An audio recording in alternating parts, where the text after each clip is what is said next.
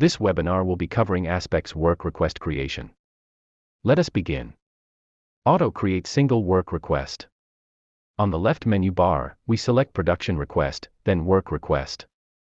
We then click on the Auto Create Single button. The unassociated work orders window will now appear.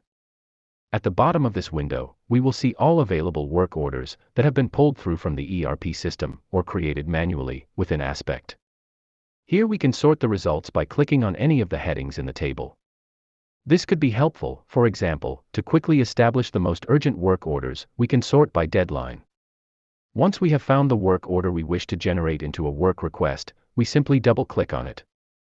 This has now created a new work request in Aspect, with a new unscheduled Aspect job, seen here on the Job tab. This job is now ready to be scheduled. If we open the Schedule window, under Production then Schedule, we will see the unscheduled job in the Unscheduled Jobs window. We will now look at Auto Create All Work Request. This function should only be used once we are confident that our work order data is being brought through correctly from the ERP system. Once again, on the left menu bar, we select Production Request, then Work Request. We then click on the drop-down next to the Auto Create Single button and select Auto Create All. The button is now active. When we click on the Auto Create All button, it will take all available work orders and automatically create work requests and unscheduled jobs for them.